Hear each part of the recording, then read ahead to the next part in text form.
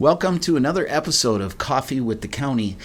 Today I am with Jessi Goble, who is our Financial Assistance Supervisor for Aiken County Health and Human Services. So, hello, Jessi. Hi, Mark. How are you today? I'm all right. Thank you very much for coming in and talking with us. And let's just start right with Jessi Goble. What do we need to know? Who are you? How long have you been here? Are you a born and bred Aiken County person, or did we get you as an import?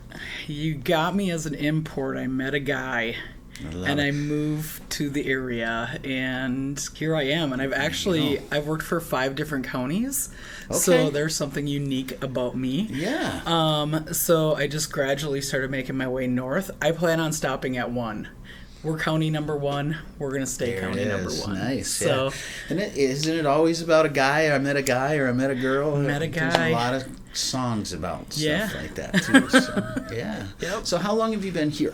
I have been here 10 years this month, actually. So I came here in the supervisory role. I was at Crow Wing County right before this, and I applied for the job when my predecessor retired, and here I am. The rest is history. Magic. It's been great ever since, right? Yeah, that's right. It's been ups and downs, but it's all good here at Aiken County. Yeah. So the Goble name seems that might be a famous name out in the Aiken County area. Is that the family that you met? Is that the Gobles that we know? It is the Gobles that you know.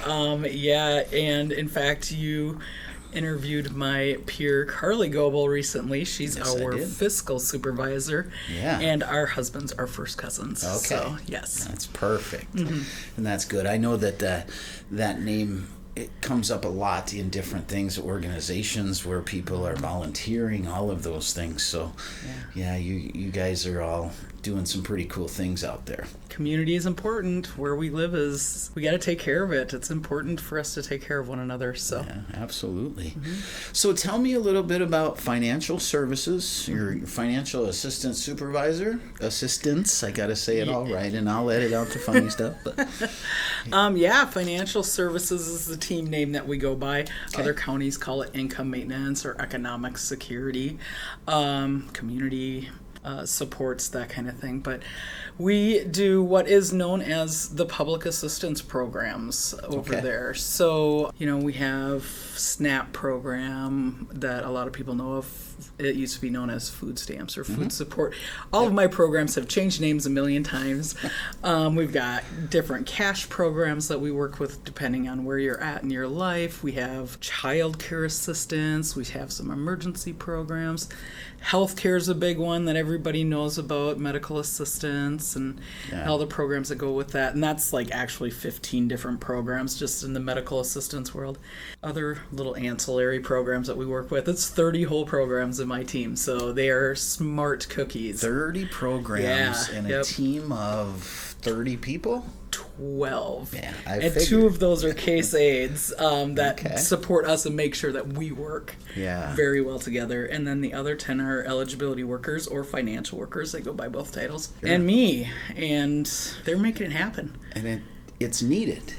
All of the programs are needed in our area, in Aiken County.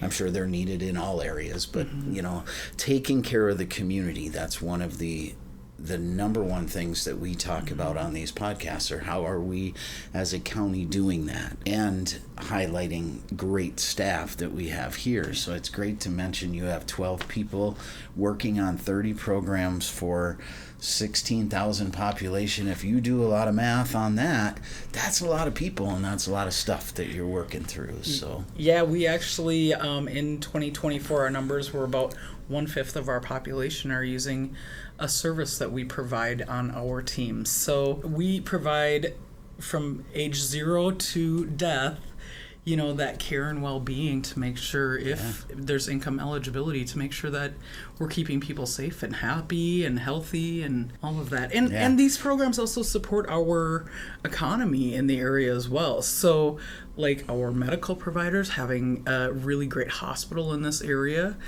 making sure that we have people with healthcare to pay those bills, and the SNAP program, all of our grocery stores and our convenience stores, they all reap the benefits of that as well. So absolutely. It's so important that you mention that economic development piece to it, because it is taking care of the community that's taking care of the community. It's they're spending local, they're doing things like that, using the support that you have and bringing that in locally, like you just mentioned. So that, I mean, there's nothing wrong with that. That's the way it's supposed to be. Take care of each other. That's right, and provides jobs. So those grocery store jobs, each dollar in SNAP is about $1.50. That benefits the economy. Yeah. Between, our delivery people that are bringing the food to the grocery stores and those grocery store workers, and it's a huge impact on our economy. Hugely important, and I'm so glad you mentioned it that way.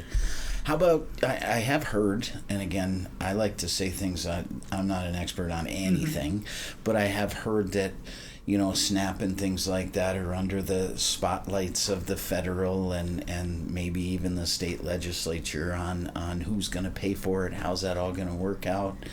A little nervous about that, or how does that all feel? I've been doing this work for a long time, and whomever is in office, are the programs that we administer on my team are kind of on that pendulum of whomever's in office. So change is our constant. That's the only constant that we have over there. Everything is always changing. Does it make us nervous? Yeah, sure it does, because change is not easy, and we don't know what those cuts are all going to look like, or the added work that we have to do. We don't know what that all is going to look like yet, and when is that going to come to us.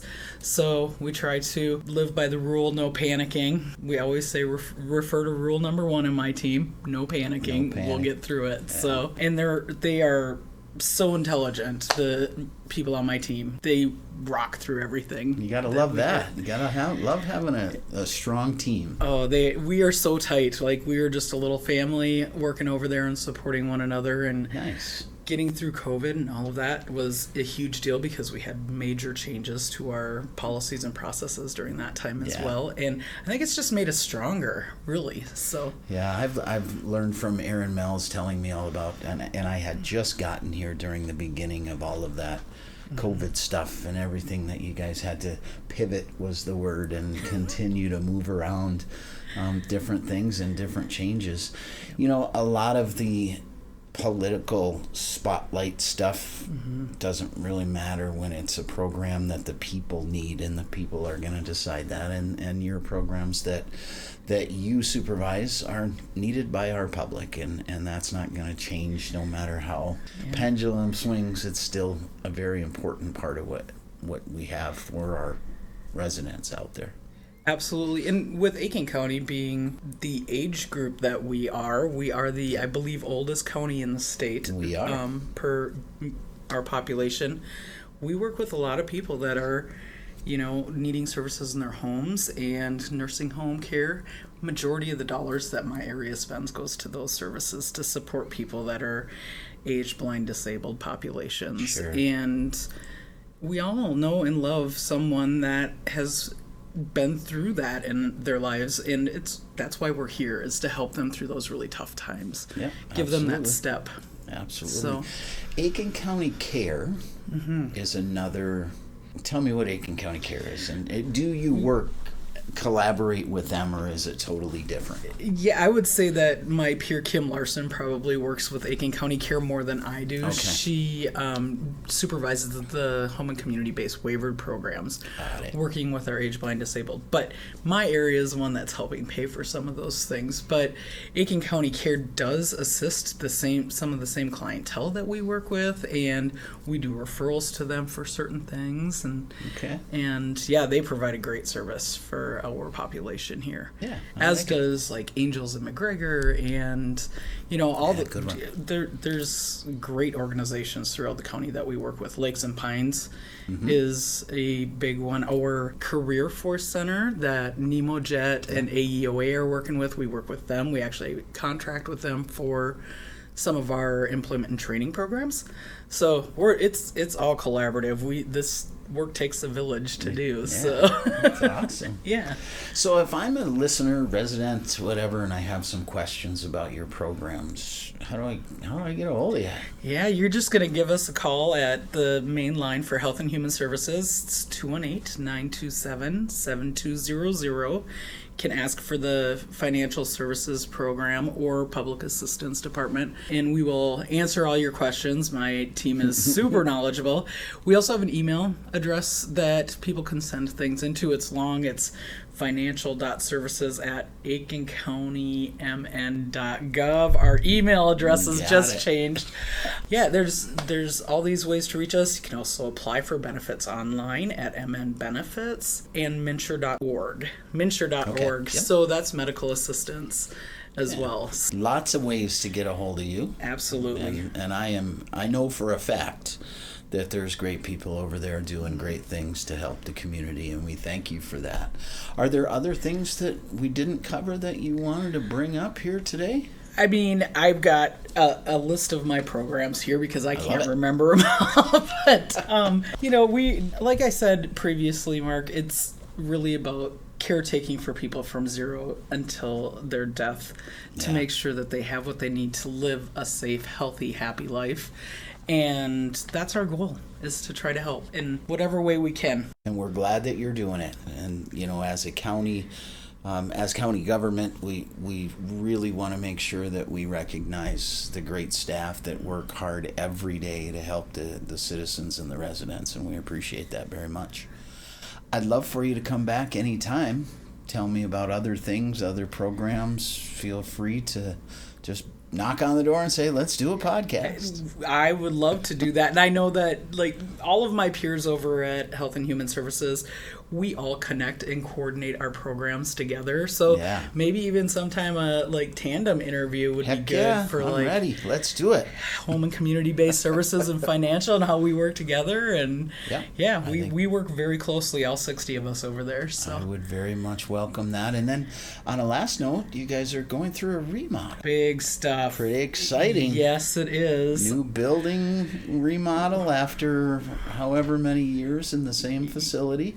Yeah. And very smartly done, right? Mm-hmm. Good responsibility to the community, but sorely needed improvements that you guys are going to go and have. So that's great. It's excellent. And our director and our administrative assistant over there have been working like crazy. I am so grateful that they just have taken on so much doing all of this planning. Of course, we're asked all the questions to what can we do, what do we need to do to make sure that we're doing the work the correct way and do it smart and collaboratively. But we're gonna have a little move for a while, so our services are going to be in a different location that hopefully will be getting released soon. I think when we're we get really to close to being able to tell everybody where that's going to be. So. Yeah, and we'll do a bunch of advertising. I know we've already been talking about that as a leadership team over in HHS to make sure we advertise where people can find us if they need us. And we're always just a phone call away as well, so we're here to help. Well, I've had the benefit of being involved in a few of those conversations of where things might go and what you might be doing for a little while. And I know that one thing that was very clear is that the customer service will not dip because we're going to be moving around buildings. That was very important to everyone that I talked to over there. So. Absolutely. As you said, our services are vital to make sure that our community is thriving, and we got to be available. So we got to make sure that we can help people and take care of them. So we're always working on new ways of doing that and seeing what we can make happen for Aiken County. Yeah, that's awesome. And thank you again for doing it. And please thank your staff for everything that they're doing on a regular basis. I'm sure you do, but continue to thank them from all of our residents and listeners and people that are listening to the podcast. I will sure do that. I definitely have to give them a shout out every chance I can because they are doing the good work. That's awesome. Thank you. Jessi Goble, who is our financial assistant supervisor here in HHS. And thanks again, Jessi. And you're listening to Coffee with the County.